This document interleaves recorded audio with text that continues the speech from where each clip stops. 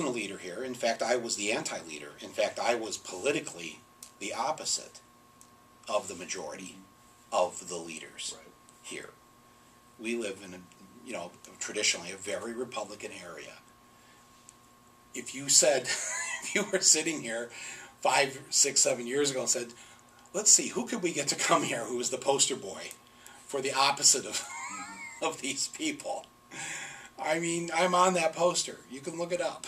With people who are diametrically and politically opposed to me. Not only opposed to me, I mean opposed to me.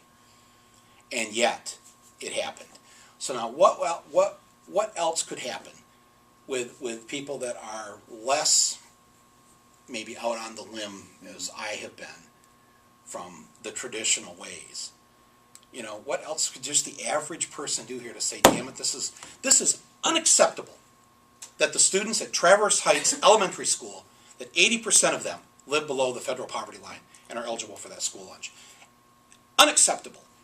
Unacceptable that these elementary schools, and you guys published the list, 80%, 78%, 70, 68, the best one was Long Lake Elementary, and they were still, I think, around 50% maybe, somewhere in there. Why isn't there more outrage about it? Because even just, and I say this to people who are more conservative than I am, who seem to operate more in the me thinking as opposed to the kumbaya we.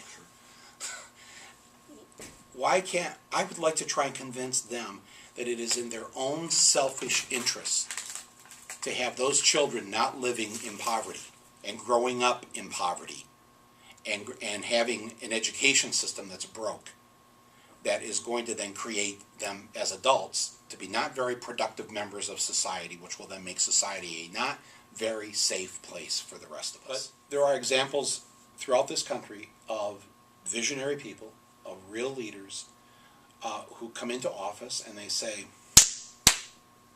here we go. And I'm not here to get reelected. I'm here to do a job. I'm here to make sure that we have affordable housing in this town. I'm here to make sure that our unemployment rate goes down. I'm here to make sure that our schools are the best they can be.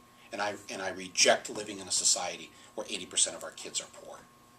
I absolutely reject that. And so now what are we going to do? And I'm going to pull everyone together, and we're all going to sit at this table. We are all Americans. We are all residents of northern Michigan. Does not matter what our political stripe is. Does not matter what our religious stripe is. None of that. And it's don't you wish we had that? Don't you wish someone would step forward here? Someone who was elected to public office and say that?